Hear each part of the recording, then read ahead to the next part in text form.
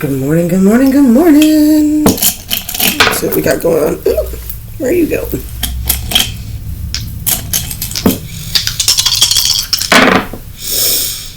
Ooh, we got Scorpio again. You might want to look to see where Scorpio is in your chart, and also if it is in your south node. That has a lot to do with your past lives, right? We've got 11, right? So I'm definitely getting, like I said, got Scorpio the other night, and I always get kind of a, super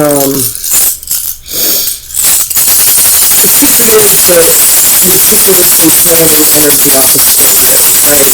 They usually plan very well, usually push a lot, like business, organizing and things of that nature, right? So this has to do with that, it has to do with past life, it has to do with breaking into a new chart. Let's see what we got.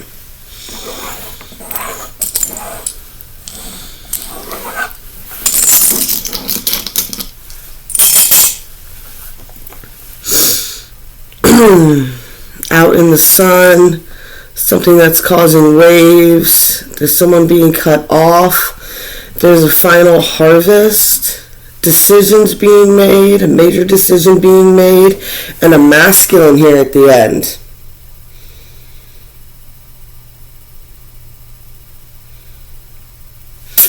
I get the image of, I don't know if you've ever seen in a movie where they have the sheath, what it's actually used for, it wasn't the Grim Reaper, it's used for cutting grain.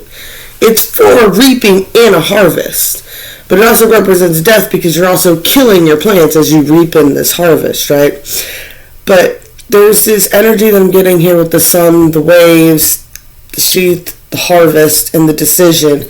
Is someone's decision is they're going to be swiping and cutting an area clean or cutting something clean. And they're going to be cutting a lot of old past energy off, right? I get the Grim Reaper. I just can't stop swinging my hands like that, right? There's a lot of focus on a male right now. Let's see if it's about what he's focusing on or if it's about him. I get that. I guess I'll stop talking since I hiccuped. Alright, so that's South Node, so we definitely got past life, so let's start with these pain in the butts. What energies are we bringing in from a past life?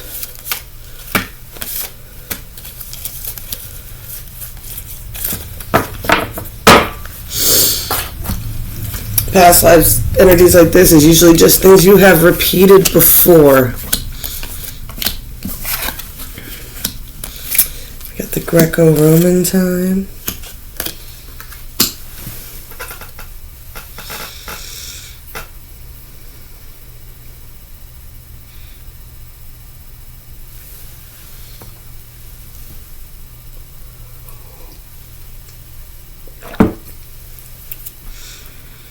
So, picking up from the Akashic Records, and how this works collectively is because there was a collective that had to go through these shifts at the same time. This shit didn't just happen to one person. This shit usually happened to a couple 100,000 people at one time, right? So we've got farmland here, right?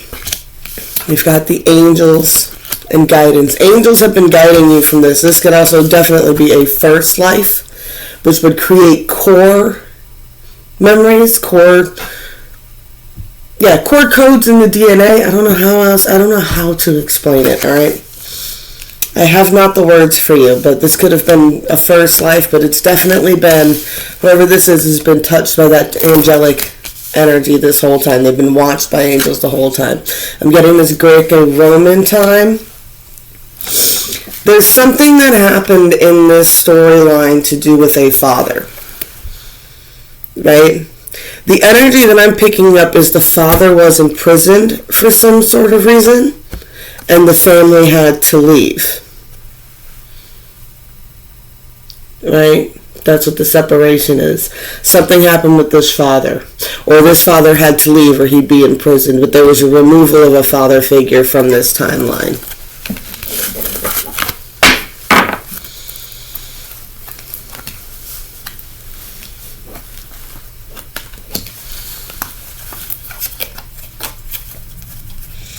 I'm going to label this, title this video Daddy Issues.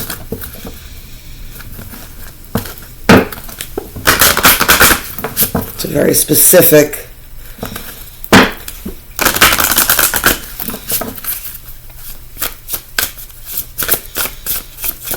Now, the Greco-Roman Empire was massive. So when I mention Greco-Roman, don't think it's just Rome. Don't think it's Rome. Don't think of Italy. You got to think of, don't think of, just Greece. You got to expand it. It was the entire Mediterranean. Egypt was encapsulated in it. Parts of, I'm not sure if how far he made it into Asia, but I'm pretty sure edges of India and all that were in the Roman Empire at one point. But at the temple of my body, someone is not taking care of their health properly.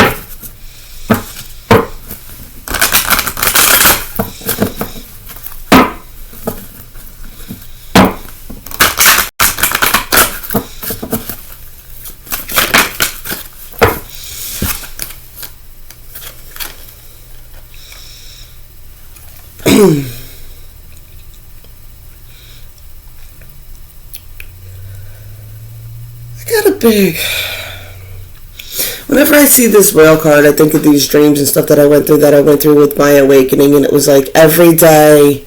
I know a lot of people talk about they wake up like feeling like they're spinning out of control, or like it's hard to wake up because it's a coming back to reality. But for me, I would wake up in the morning and it wasn't like I was like gasping for air, but it was like a natural gasp for air, like breaching through the surface, right? Like, it's a moment we're finally able to breathe, right? There's a realization that lifts all that weight off your chest, right? Get the energy of how, like, the whale loves to play with gravity, right? It's this weightless thing in the water, but then it loves to leap out into the air and fall back into the water, right? It becomes a big game, right? We've got Gaia and nurturing here. So there's definitely a strong goddess energy flowing through this reading right now, right? Alright. This reading's got some heavy energies already. Alright, since we got that Gaia card, we're going to go ahead. We're going to go with my old girls here. So we do a Celtic cross, ladies.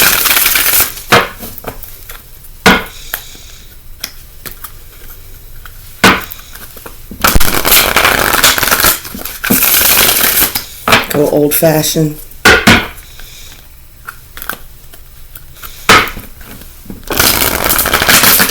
I did learn how to traditionally read with the original Rider's Waite deck, and I did learn doing the basic, I wouldn't say basic, but I mean Celtic Cross is the most classic. Alright, I know. It's just tradition that with this deck I do it the way I was taught. Because I also got this deck as a gift from the person who gave me the original Rider-Waite deck.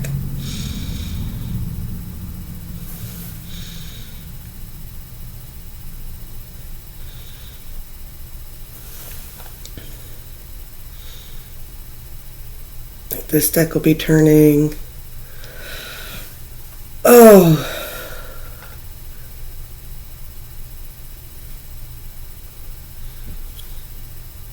This deck will be turning 20 this year.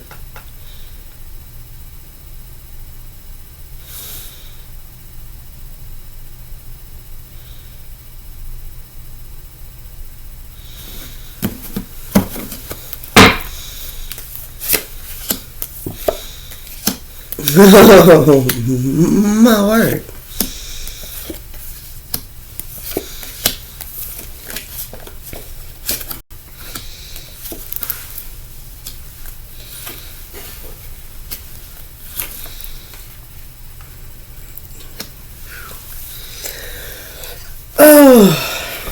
Alrighty. Definitely got a divine masculine here. We got a very, very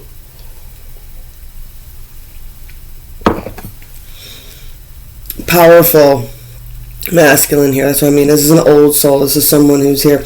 Like, here's the thing. And I find it hysterical. I'm just going to drop this in here just for a little bit of food for thought. I heard one time it was just like people who have been here a long time have a harder time playing the game than people who have been here for a short period of time. The new people come here and they're so good at manifesting energy that they just boom, boom, boom, and life is just peachy keen and look at me, right?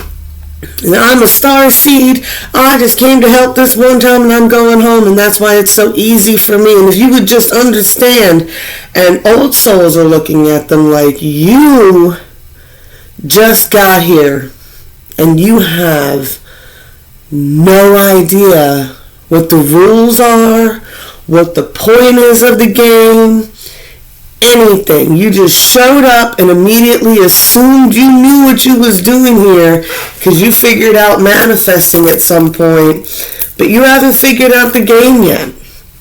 And I say this all the time with people. It's like, you can't skip the side quests and stuff like that, right? Because when you get to the big boss at the end of the game, you realize that you need you need the sword of truth. Well, the sword of truth was all the way back towards the beginning.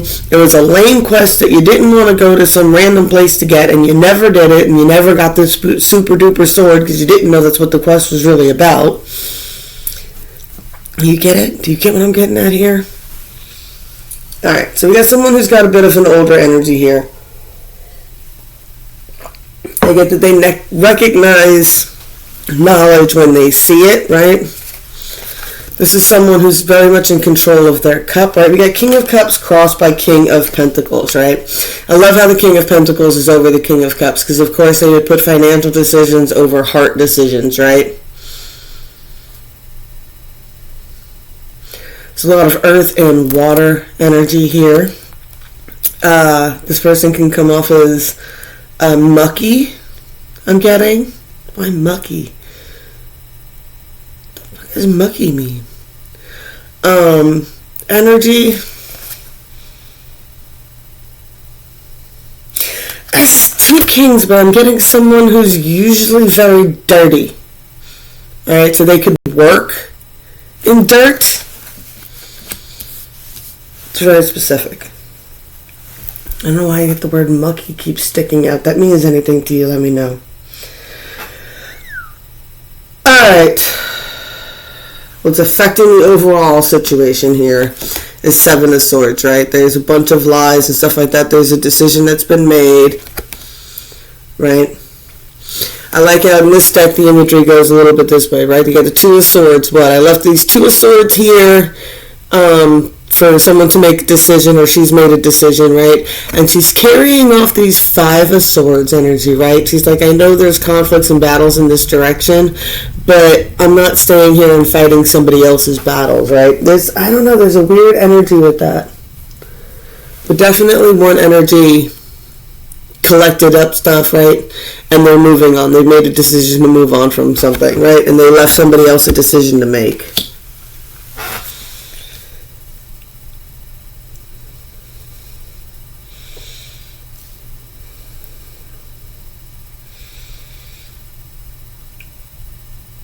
Oh, wow.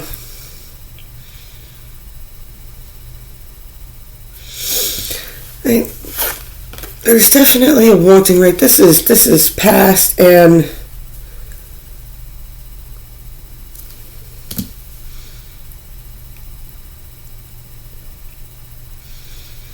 I get this person's had money in the past, but they want more passion in the future. Does that make any sense to you? Right? They've had money in the past. They understand how to make money, right? And they want passion in the future, right? They want passion, right? There's definitely a foundation of celebration here, of wanting to come together in celebrations. Right. Sorry I say right so much today. I don't know why. That's my word of the day. Alright, we got the Six of Swords. Right. Like if she's in there, there's nobody else in there with it. Well, this is the Goddess deck, right? Someone's already moved on, right? Same person is here. Right? On the way, she's collected another sword. She's like, what? I know there's conflict in this direction, but I'm just going to go ahead and deal with this battle. At least I know what that's about. Right? That's that sword of truth that she just collected, right? And she's going to go ahead and make that a 6 of swords and travel on and make new decisions, right? Someone's being asked to make this same fool's leap. Right?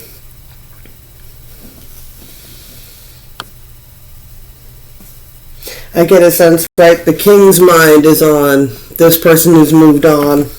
They don't know whether they should take a leap, right? Start a new beginning, right? They definitely have, right? So, you have a King of Cups here, right? This person's general heart center is in probably a water sign, right? So they're actually very emotional and very loving. And this person has carried this King of Pentacles, controlling, orderly, this person knows what's going on type of energy over this energy, right?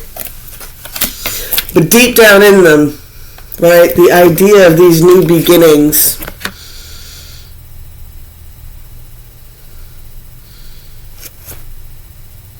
makes them feel like the Prince of Cups. Another huge seer. The main outcome is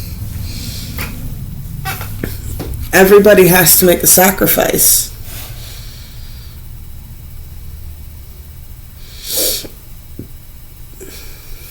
Where's my book?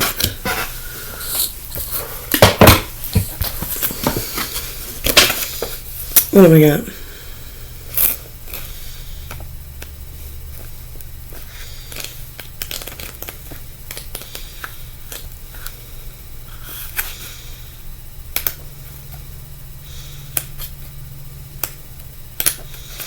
Come on now. Alright, sacrifice is Kuan Yin, traditional card for the Hangman. The keywords compassion, surrender, and patience. Honored as the Holy Mother of Compassion and Mercy, Kuan Yin is one of the most beloved goddesses of China. After her death, Kuan Yin was brought to heaven, and her purity of heart and mercy towards others transformed her into a goddess. Instead of allowing herself to enjoy the heaven's delights out of pity for humanity suffering, the goddess begged to be sent back to earth to help anyone in need, vowing never to leave until the sorrow was vanquished forever. Kuan Yin sacrifices herself for the greater good of all because she personifies the boundless compassion and loving kindness.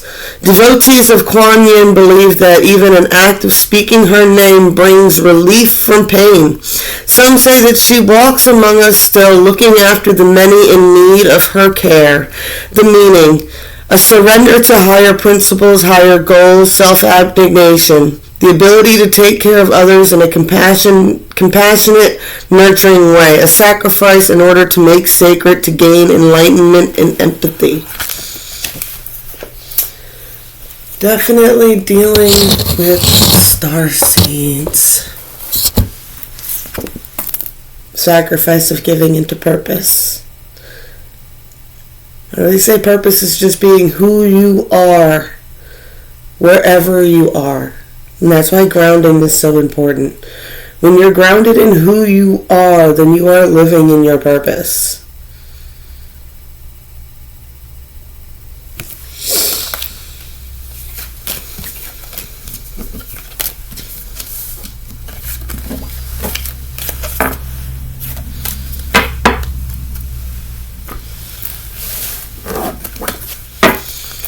Alright, did 19 minutes. I think I'm going to end this on that. Maybe get some more oracle cards before we roll out.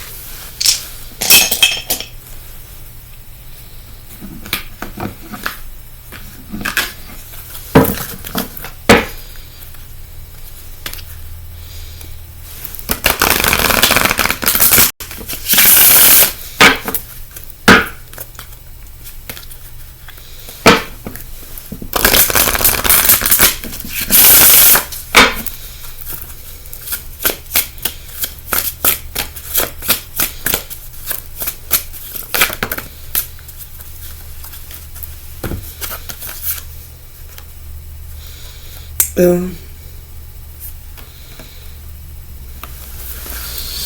matter which way perspective you look at it, right? What is the great challenge? What are we all looking for? Deep down in the end, what is the point of searching for the perfect view?